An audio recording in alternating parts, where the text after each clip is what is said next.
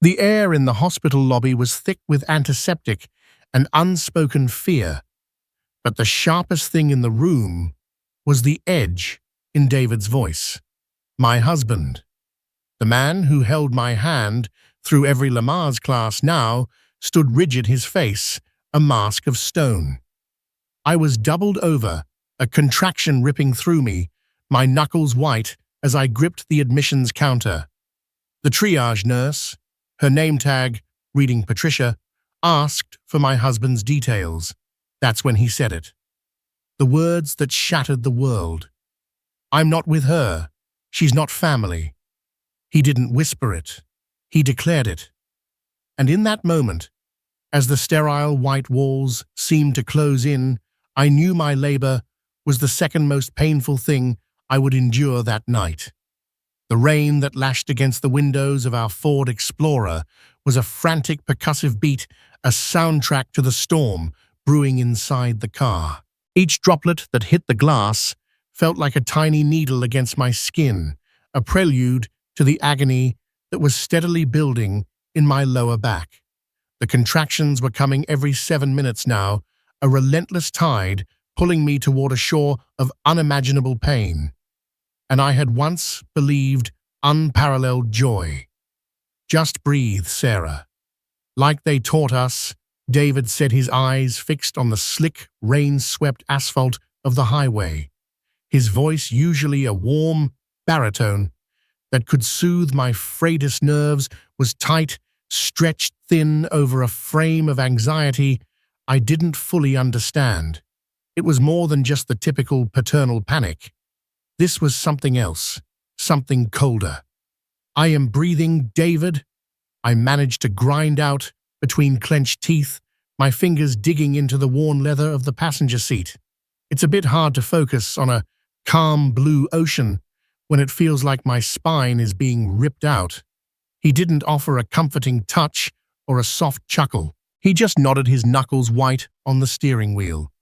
We're almost at Northwood General. Just a few more minutes. The silence that followed was heavy, suffocating. For the past few weeks, a chasm had been slowly opening between us. It started with small, almost imperceptible shifts. He'd come home late from his job at the architectural firm, smelling of stale office coffee and a distance I couldn't name. He'd stopped asking about the baby's kicks, his hand no longer instinctively reaching for my swollen belly in the quiet moments before sleep.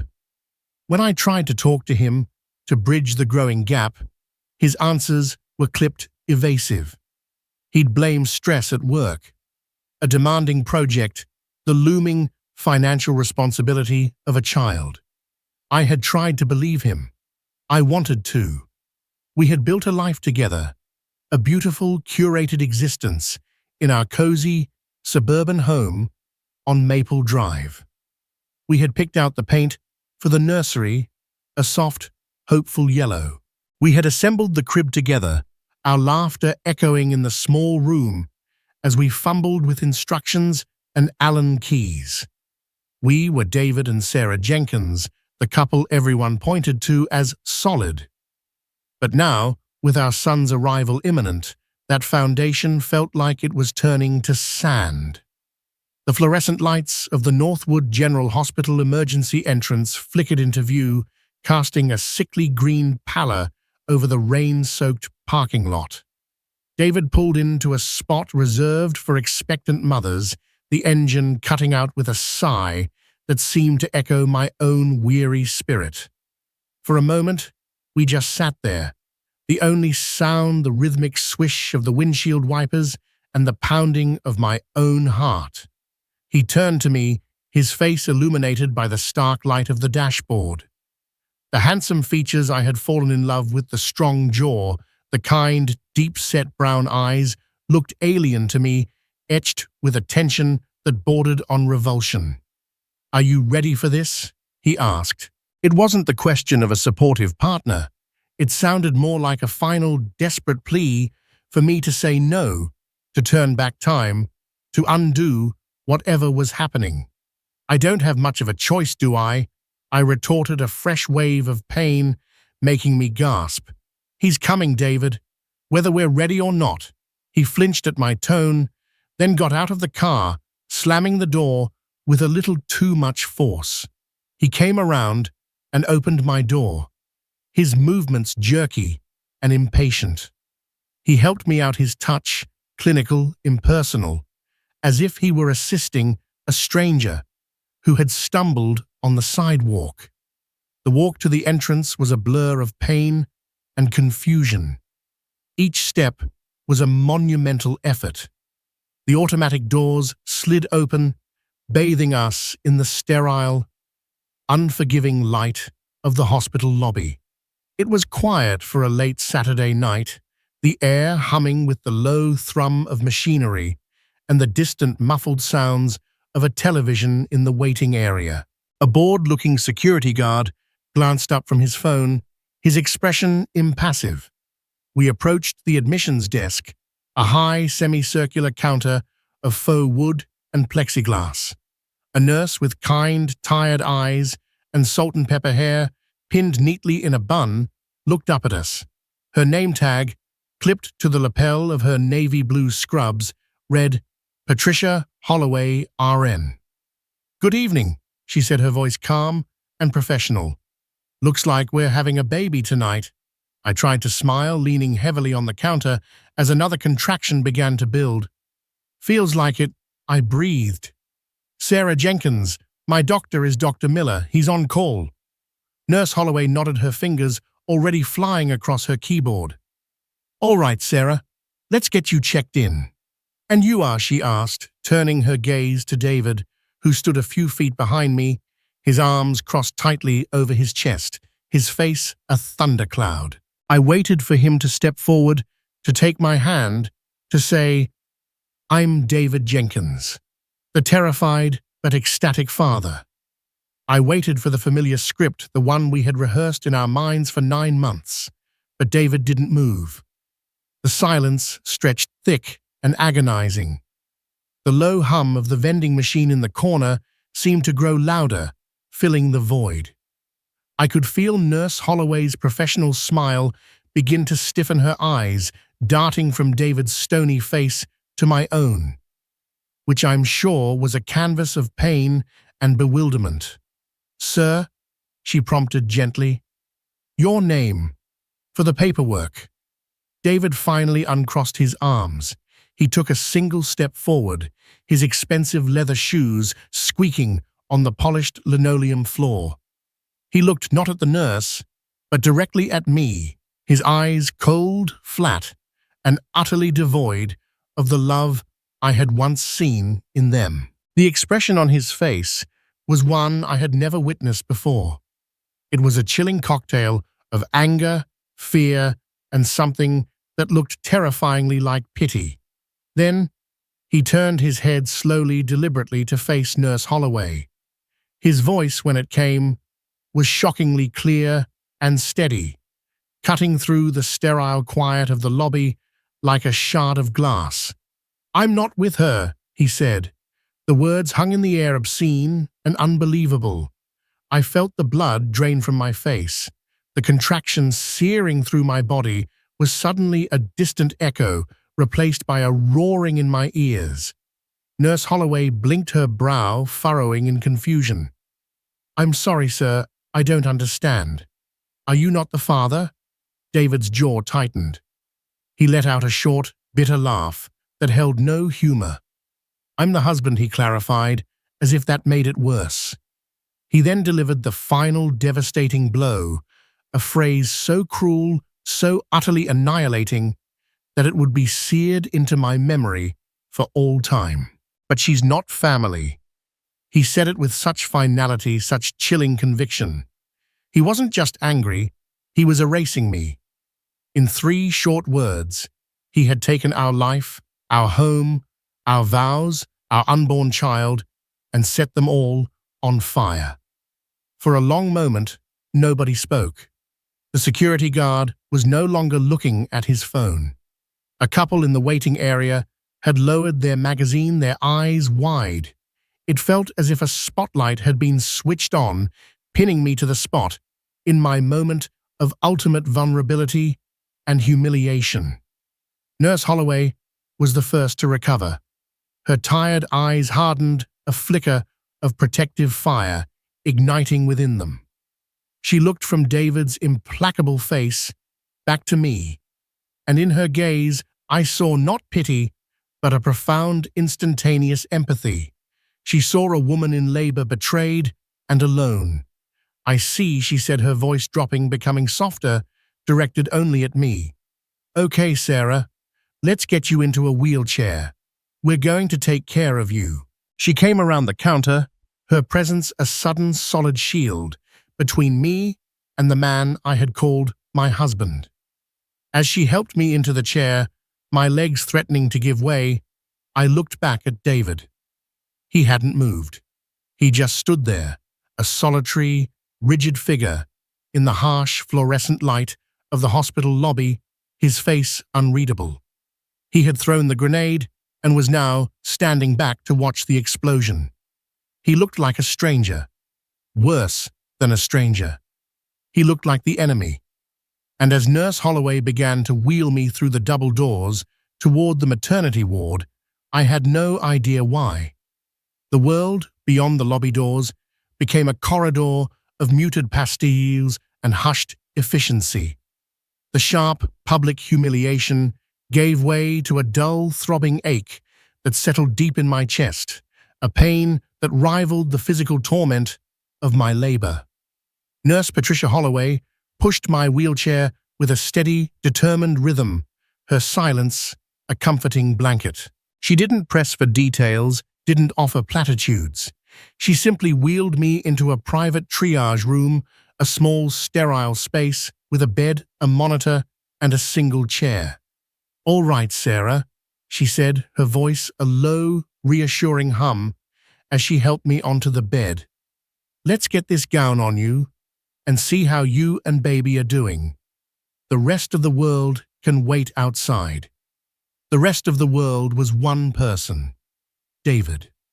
The thought of him still standing out there sent a tremor of something cold and furious through me. How could he? Why? The questions looped in my mind, a frantic, desperate spiral with no answers.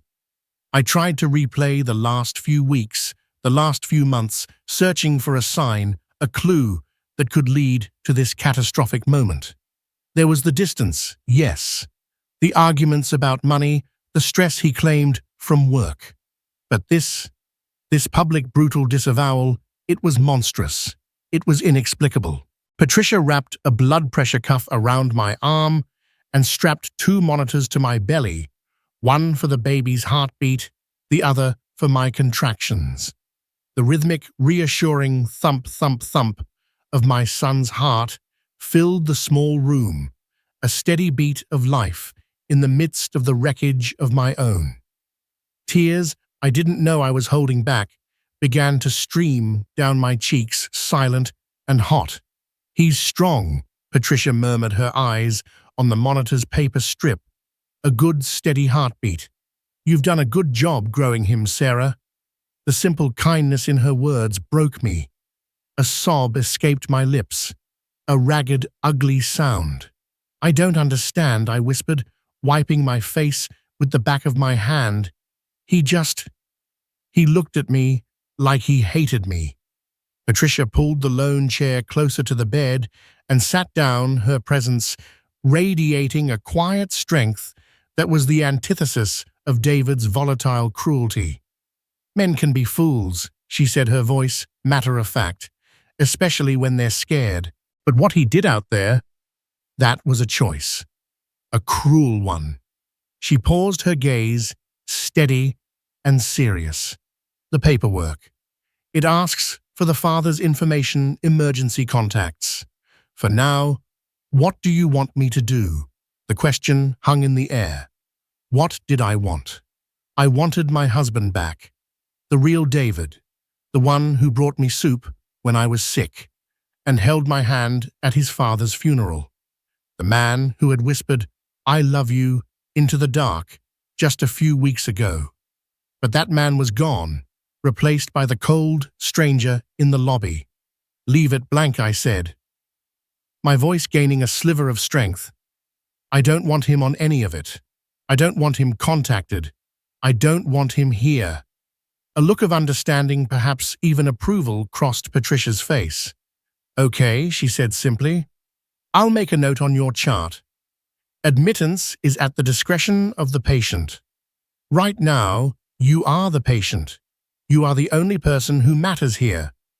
She stood up. Your Dr. Robert Miller is on his way in.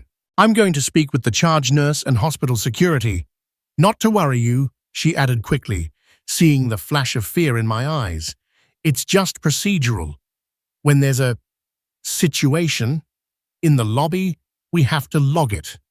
We'll make sure you are not disturbed.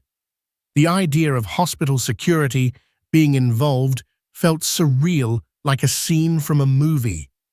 This was my life, the birth of my first child. It was supposed to be intimate, joyful, private.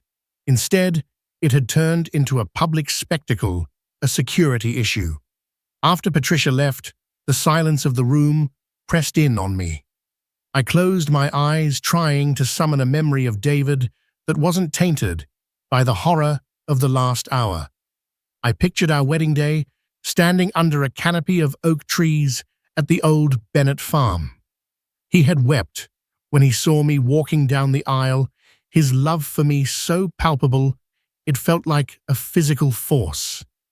He had written his own vows, promising to be my harbor, my shelter, my constant. Had it all been a lie? Every touch, every promise, every shared dream. A sharp, intense contraction pulled me from my reverie, demanding my full attention.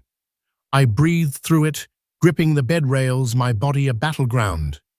When the wave of pain subsided, I was panting, sweat beading on my forehead, and the anger returned hot and clean. How dare he abandon me like this? How dare he try to poison the most important day of my life with his bizarre theatrical cruelty? My phone, which Patricia had placed on the bedside table, buzzed. The screen lit up with David's face, a smiling selfie we had taken last summer at the beach. The sight of it sent a jolt of rage through me. I snatched the phone and declined the call with a vicious jab of my thumb.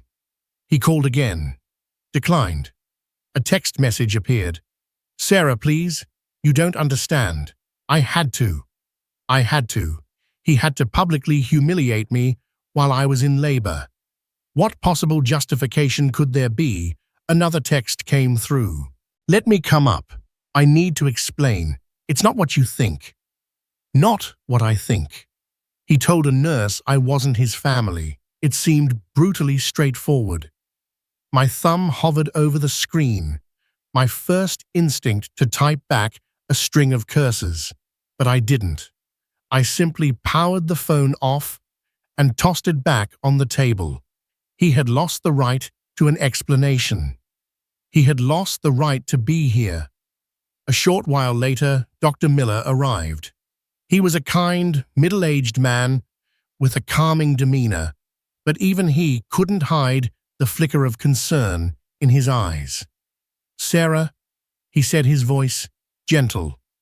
Nurse Holloway filled me in on the situation downstairs. I am so sorry you're going through this. Our only priority right now is you and the baby. How are you feeling? I gave him the medical report. My voice detached, clinical. The contractions were stronger, closer together. He did a brief exam. Well, you're progressing beautifully, he said, with an encouraging smile. You're at 5 centimeters. We'll get you moved to a labor and delivery room shortly. As promised, Patricia soon returned with another nurse, and they moved me and my tangle of monitors to a larger, more comfortable room down the hall. Room 308. It had a large window overlooking a small manicured courtyard, now dark and slick with rain. It was my sanctuary, my fortress. Patricia stayed with me, her shift apparently not over. I've spoken to security, she said, adjusting my pillows. Your husband, Mr. Jenkins, is still in the lobby. He's been told that the patient does not wish to see him. He's insistent. Tell him to go home, I said, my voice flat. We did. He's refusing to leave the premises. A chill went down my spine that had nothing to do with the air conditioning. This wasn't just a man having a temper tantrum. This was something else. His refusal to leave his cryptic texts, it was obsessive strange. It felt less like a desperate husband and more like a siege. He was laying siege to the birth of his own child. The hours that followed were a grueling marathon of pain, fear, and a hardening resolve. Each contraction was a wave I had to ride, and with each one, my anger at David became a source of unexpected strength. He wanted to break me. I would not break. He wanted to cast me aside. I would stand on my own.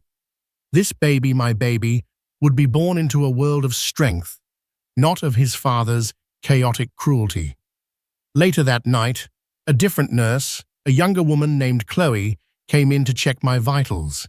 She seemed nervous, her eyes darting toward the door. "Is everything okay?" I asked, my voice hoarse. Chloe bit her lip. "It's Mr. Jenkins," she said quietly. "He's been trying to get past the nurse's station. He tried to tell the charge nurse Susan that you were having a psychiatric episode, that you needed him, that he said what he said to try and, I don't know, get you priority treatment." It was very confusing. My blood ran cold. A psychiatric episode. He was trying to paint me as unstable, to invalidate my decision to force his way in. The manipulation was breathtaking in its audacity. "Susan didn't buy it for a second," Chloe added hastily. "She told him if he didn't return to the waiting area, she would have security escort him from the building. He's quiet for now, but he was still here, lingering. A toxic presence just beyond the doors. The hospital, which should have been a place of safety, now felt like a fragile barrier against the man I had promised to love, honor, and cherish. By the first light of dawn, which painted the rainy sky in shades of bruised purple and gray, I had made my decision. I buzzed for the nurse. Patricia, her shift long over, but her concern apparently not, was the one who answered. She must have been checking in. "Patricia," I said, my voice shaking but firm, "I want him gone, not just from the floor from the hospital, and I want it on record. David Jenkins is not to be allowed in the birthroom, under any circumstances." Patricia looked at me, her expression grim but resolute. "I understand," she said. "I'll make the call. By morning, he'll be banned." And as she walked out of the room to enforce my will, I turned my head to look out the window at the bleak new day. I was alone, terrified, and in more pain than I had ever imagined possible. But for the first time in a long time, I was in control. The siege was about to be broken. The official declaration felt like a line drawn in cement. The charge nurse, a formidable woman named Susan, whose reputation apparently preceded her, handled the situation with brisk, no-nonsense efficiency. I wasn't privy to the conversation, but the results were tangible. The nervous energy that had permeated the floor seemed to dissipate. The nurse's glances were no longer tinged with anxious curiosity, but with a quiet professional support. David was gone. He had been informed in unequivocal terms that he was no longer welcome on the premises of Northwood General Hospital and that any attempt to return would be met with a call to the police. He had, I was told, left without further incident, his car peeling out of the parking lot just as the sun broke through the clouds. A profound, if temporary, peace settled over room 308. My battle was now solely with my own body, a straightforward primal struggle I could understand. The contractions were a brutal rhythmic dance, and I met each one with a focus sharpened by the events of the night. There was no room for David in my head anymore. There was only breath pain, release, repeat. Patricia's shift had ended hours ago, but she had stayed a silent guardian angel in scrubs until she was sure I was settled and the situation with David was resolved. Before she left, she had squeezed my hand. "You are one of the strongest women I've ever met, Sarah Jenkins," she'd said, her voice thick with emotion. Coming from a woman who undoubtedly saw struggle and strength every single day, the words landed like a balm on my wounded soul. The day wore on. Dr. Miller checked in periodically. Nurses came and went. The world shrank to the four walls of my room, the steady blip of the fetal monitor, and the escalating demands of my body. In the lulls between contractions, a profound loneliness would seep in. This was the time David and I were supposed to have been a team. He was meant to be rubbing my back, feeding me ice chips, whispering encouragement. The absence of him was a phantom limb, an ache for something that was no longer there. It was mid-afternoon when the strange peace was broken. An orderly, a young man named Kevin, with a wispy goatee and hesitant eyes, knocked softly before entering to collect my untouched lunch tray. He moved with an awkward reluctance, avoiding my gaze. "Is everything all right, Kevin?" I asked, my voice raspy. He jumped slightly, as if startled that I'd spoken. "Yeah, fine. Yes, ma'am." He busied himself with the tray, his movements clumsy. He glanced over his shoulder toward the hallway before leaning in, slightly lowering his voice to a conspiratorial whisper. "Look, I'm probably going to get fired for this," he muttered, his eyes wide. "But that guy, the one they kicked out this morning, your husband, he caught me in the parking garage on my break." A knot of ice formed in my stomach. What did he want? "He gave me this," Kevin said discreetly, sliding a folded piece of paper onto my bedside table, partially hidden behind a plastic water jug. "And $100, said it was life or death." He seemed, I don't know, not angry, scared, like really, really scared. "He begged me to give it to you." My first instinct was to tell him to take it back, to throw it away. I wanted nothing from David. But the orderly's description, not angry but scared, pricked at the edges of my certainty. It didn't align with the cold, cruel man in the lobby. "Thank you, Kevin," I said quietly. "I appreciate it." He gave a jerky nod and practically fled the room, leaving the folded note sitting on the table like a small white bomb. For a long time, I just stared at it. I should rip it up. I should call the nurse and have her dispose of it. It was another manipulation, another attempt to invade my sanctuary and mess with my head. But curiosity, that treacherous human impulse, was a powerful force. What could he possibly say that would justify his actions? What life or death situation could he have invented? With trembling fingers, I reached for the note.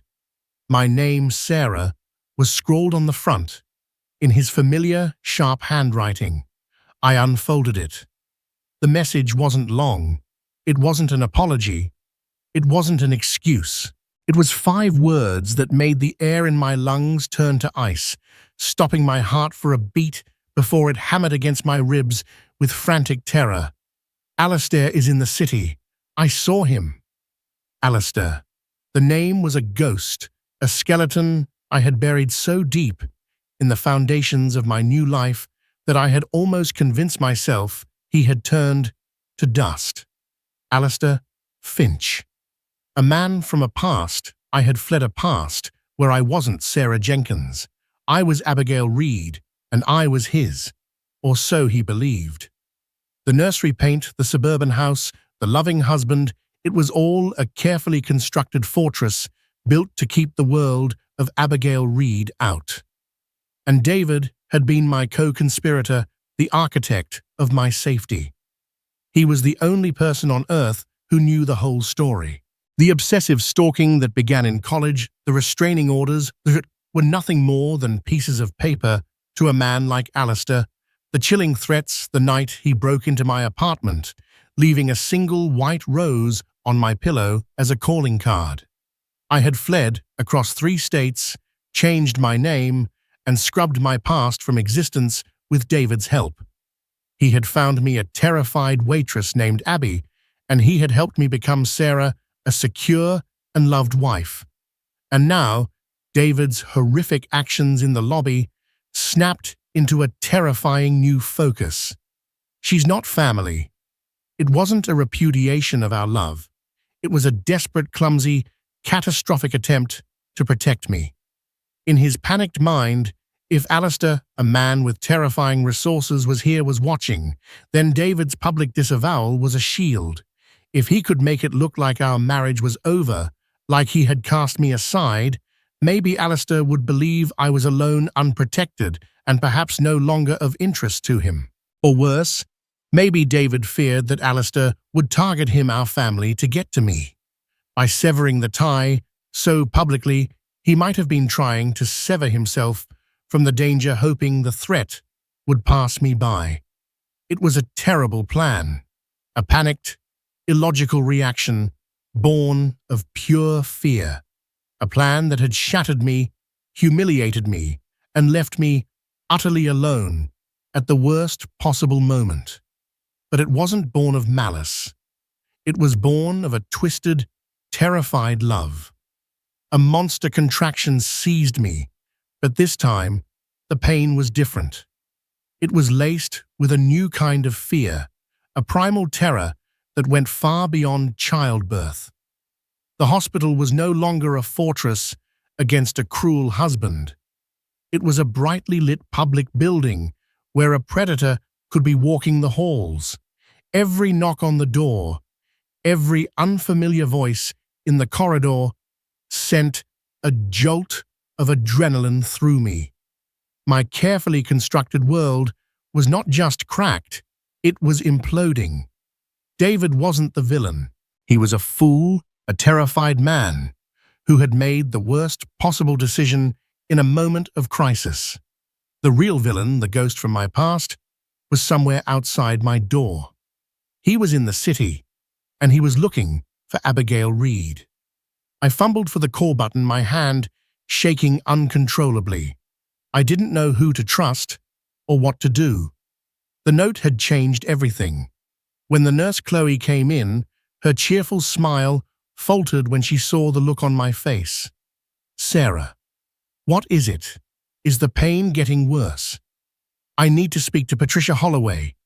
I gasped, the words tumbling out. "The nurse from last night. Can you call her? Please, it's important. I think I might be in danger."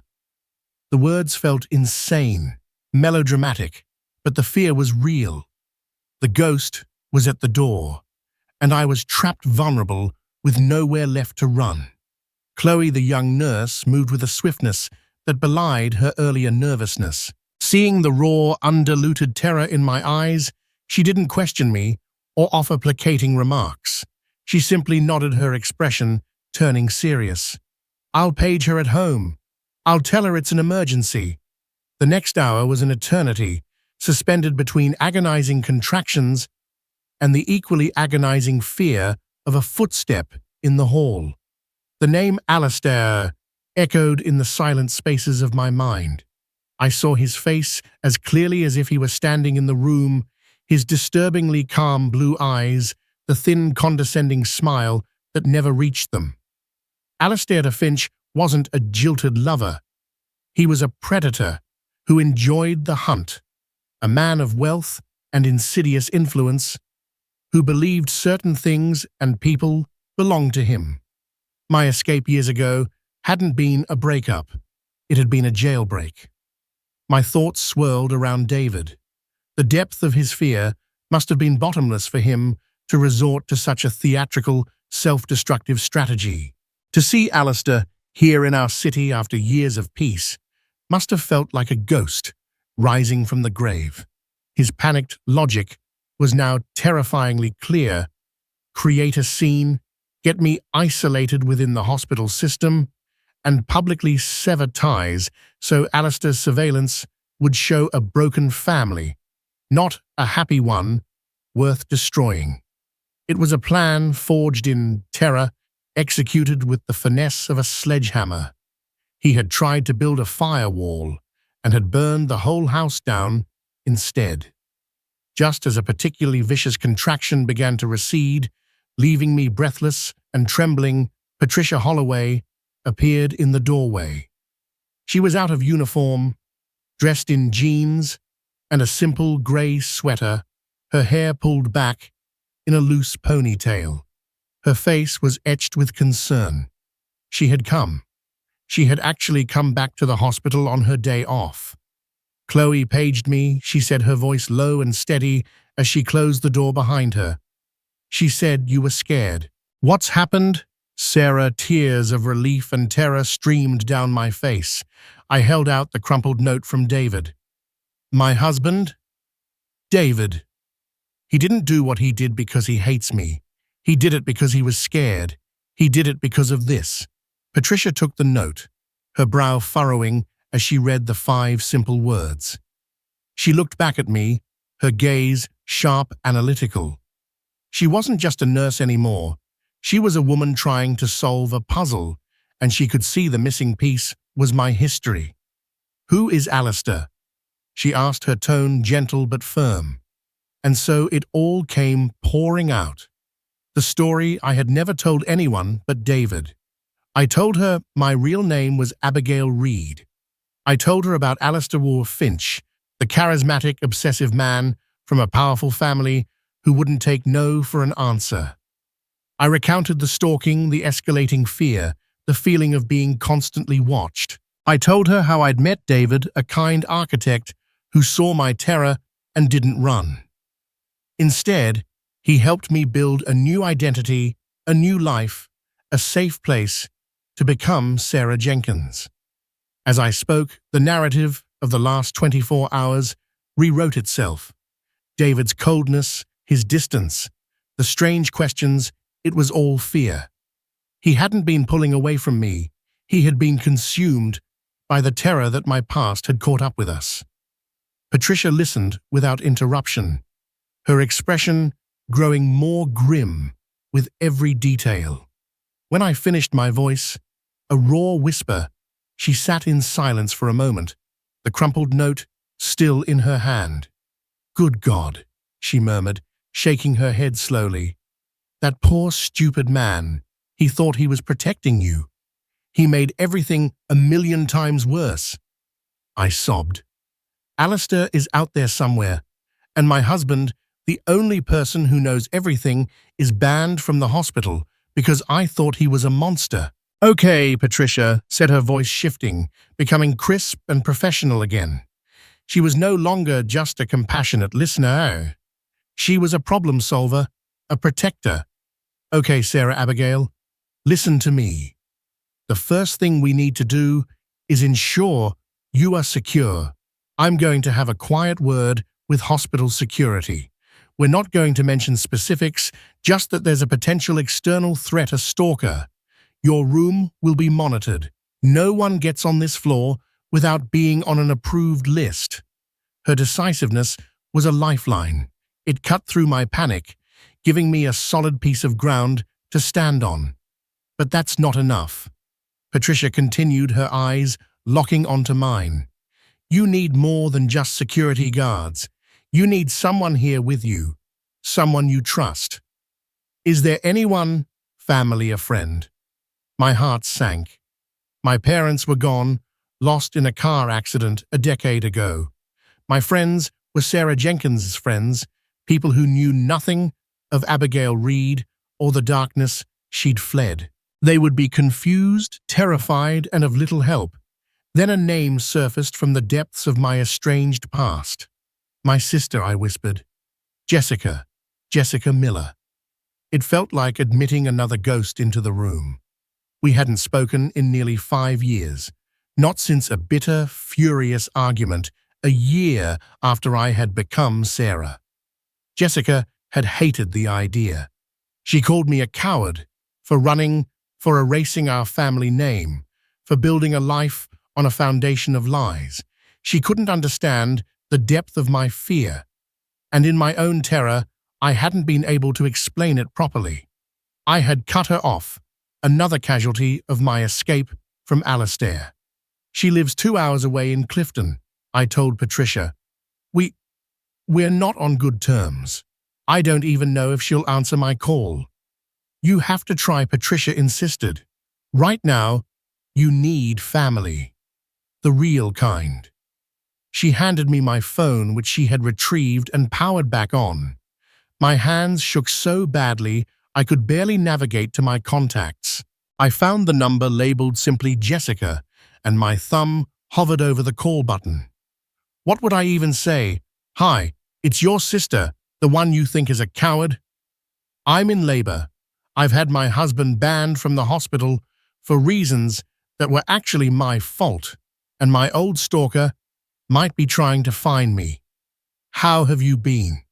Taking a deep, shuddering breath, I pressed the button.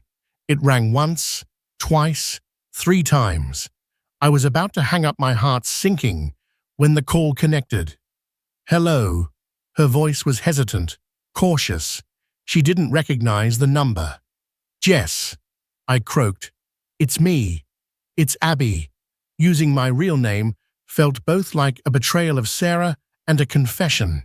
There was a sharp intake of breath on the other end of the line, followed by a long, heavy silence. Abigail, she finally said the name, sounding foreign and laced with years of resentment. What's wrong? Why are you calling me? I'm in trouble, Jess. I'm in real trouble. I said the words tumbling out in a rush. I'm at Northwood General Hospital. I'm having a baby. Another silence, this one filled with shock. You're what? Married a baby? Abby, what the hell is going on? It's too much to explain on the phone. I pleaded, a contraction beginning to build, making my voice strain. But you were right. You were right about everything. Running doesn't fix it. It just follows you. Please, Jess, I need you. The name, the one from before. Alistair Finch. He's here. The effect of that name was instantaneous. The anger in Jessica's voice vanished, replaced by the same cold fear that was gripping me. She knew.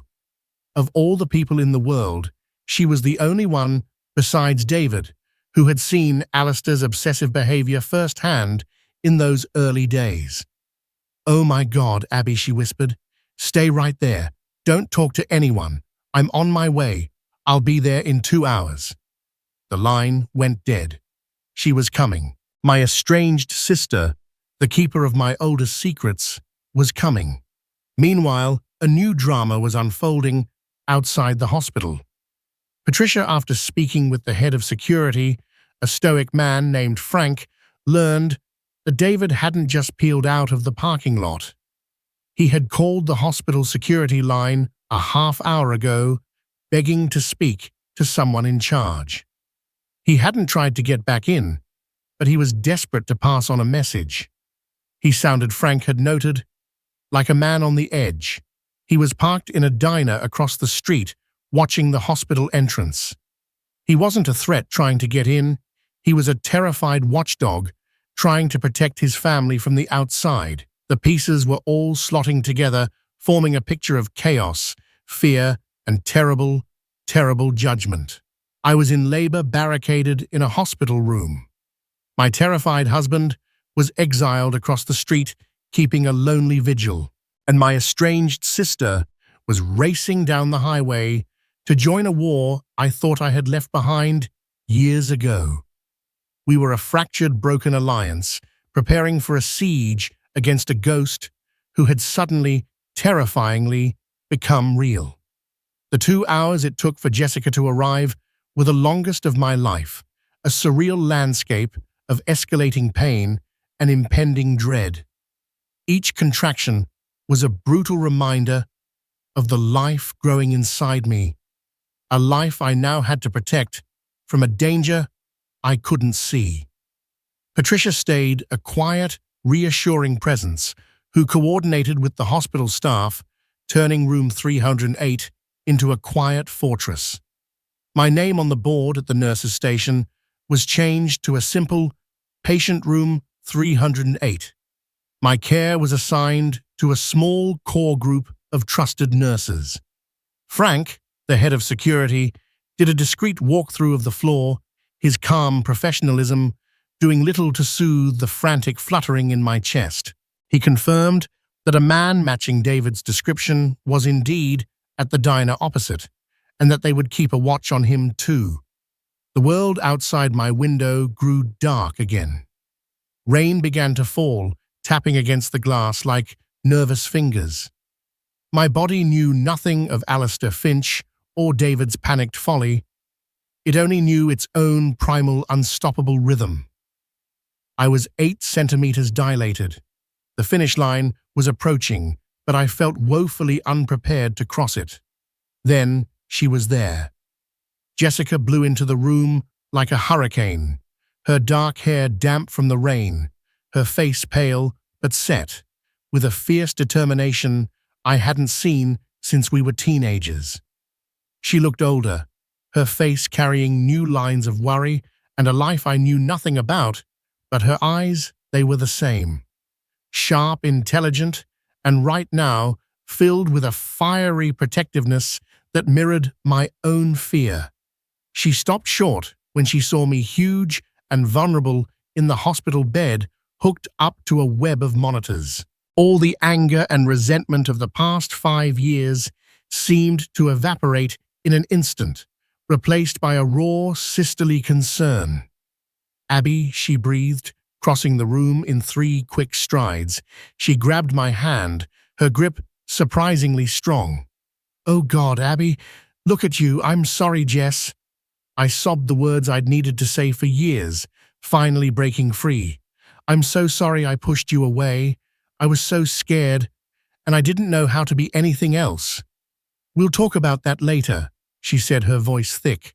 "Right now, we deal with the monster." She looked at Patricia, who had been standing back to give us space. "I'm Jessica Miller, her sister. Thank you for calling me." "Patricia Holloway," the nurse replied, shaking her hand. "I'm glad you're here. She needs you." The air in the other room shifted. It was no longer just me alone. It was an alliance, a war council. Jessica, it turned out, hadn't just been driving. She had been working. In the years since our estrangement, my quiet, bookish sister had become a paralegal working for a private investigation firm. When I'd said Alistair's name, she hadn't just felt fear, she had accessed resources. "I made a few calls on the way here," she said, her voice low and serious. "Pulled some strings with my boss. Alistair Finch is not a ghost. He flew into the city 2 days ago on a private jet. He's staying at the Penhurst Hotel downtown under the name Richard Cole." The concrete reality of it, a flight, a hotel, an alias, was more terrifying than any phantom threat. He was real. He was here. "Why now?" I whispered, my voice trembling. "After all this time," Jessica's face hardened. "My boss ran a soft background check on you on Sarah Jenkins. It's clean. Very, very clean. But David's architectural firm just won a major contract. A huge one.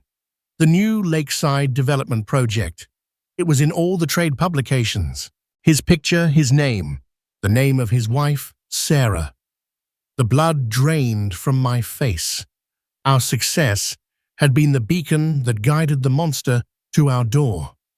Alistair hadn't found me. He had found David. He had seen the picture of the happy, successful couple, and in the face of Sarah Jenkins, he had recognized Abigail Reed. So David saw him. I pieced together the horror dawning. He saw him somewhere, knew he'd been found, and completely panicked. A spectacular panic Jessica agreed grimly, but a panic nonetheless.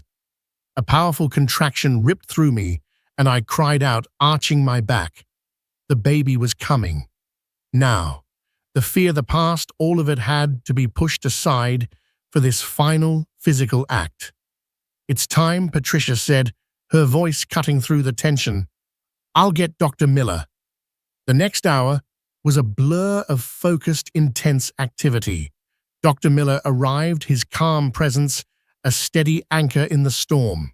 Jessica was by my side, holding my hand, her voice a constant stream of encouragement, replacing the one I had once imagined would be David's. "Come on, Abby, you can do this. You're the strongest person I know. You ran from a monster and built a whole new life. You can do this." In the midst of the pain, a strange clarity emerged. The ban on David, born of my own hurt and anger, had become a vital security measure. We didn't know what Alistair was capable of. We didn't know if he was watching the hospital. A distraught husband trying to get into the maternity ward could create a commotion, a distraction that a predator could exploit. My misguided fury and David's misguided fear had inadvertently created the perfect, sterile, secure environment for his child to be born. Just as I was preparing to push Frank, the security head knocked softly and spoke to Patricia at the door. Her face went pale. She came back to the bedside. "Don't panic," she said, her voice low, "but Frank's men just reported something." A man matching Finch's description was at the front desk 10 minutes ago. He was asking about a Sarah Jenkins who might have been admitted, said he was an old family friend. The air turned to ice. He was in the building. The desk clerk followed protocol, Patricia said quickly, told him no patient by that name was registered. He smiled, said thank you, and left. Security is watching the exits, but he knows. He must know you're here. He's testing the defenses. Jessica breathed, her hand tightening on mine. "Push, Sarah, Doctor." Miller urged, his voice firm, pulling me back to the reality of the moment.